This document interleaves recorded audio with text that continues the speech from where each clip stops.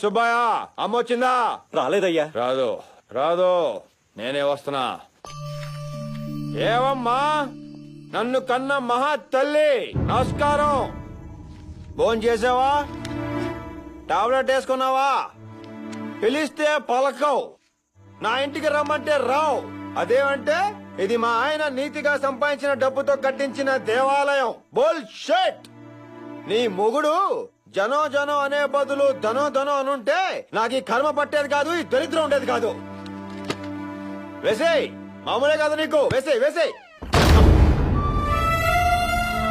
పోయిన మీ ఆయన ఆశయాల కోసం బతుకున్న నీ కొడుకుని దూరం చేస్తున్న మహా తల్లి నువ్వు అలాగే ఉండు, నేను ఇలాగే ఉంటా.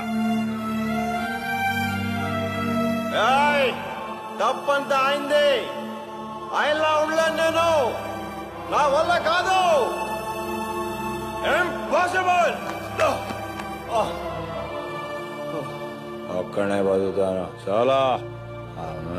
నాన్న లేడు. మానవా, ఇతని శరీరంలోకి వెళ్ళుటకు నీకు సమ్మతమేనా?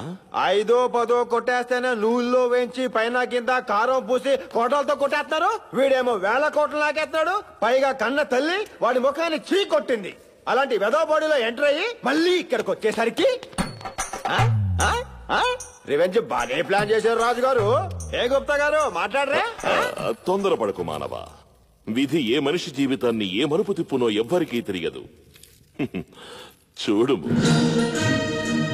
రాజధానిలోని ఖైరతాబాద్ లో నిర్మాణ దశలో ఉన్న ఓ ప్రభుత్వ కార్యాలయం కుప్పకూలింది. ఈ ఘటనలో 100 మందికి పైగా కూలీలు శిథిరాల కింద చిక్కుకుపోయారు. భద్రతా సిబ్బంది వాళ్ళను రక్షించే ప్రయత్నం చేస్తోంది. ఇటు హోమ్ మినిస్టర్ కూడా క్షతగాత్రులను పరామర్శించేందుకు సంఘటనా స్థలానికి చేరుకున్నారు. ఈ బిల్డింగ్ కాంట్రాక్టర్ మీ ఫ్రెండ్స్ అంటారు. దీనిపై మీ కామెంట్? ఈ కాంట్రాక్ట్ ఇచ్చింది కూడా మీరేనని ప్రతిపక్షాలు ఆరోపిస్తున్నాయి. దీనికి మీ సమాధానం చెప్పండి సార్.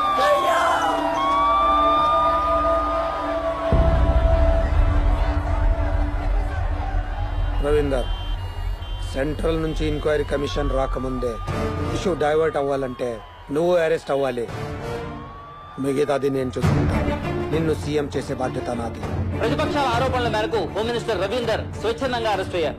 దీంతో ఆగ్రహించిన ఆయన అభిమానులు రవీందర్ ను వెంటనే విడుదల చేయాలని బంద్ పాటిస్తూ రాస్తారోకోలు, ధర్నాలు చేస్తున్నారు. కొంతమంది యువకులు ఒంటి మీద కురేసులు పోసుకుని నిప్పండించుకున్నారు.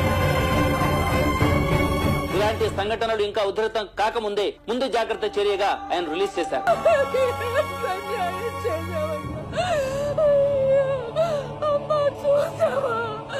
నీ బిడ్డ కోసం నా బిడ్డ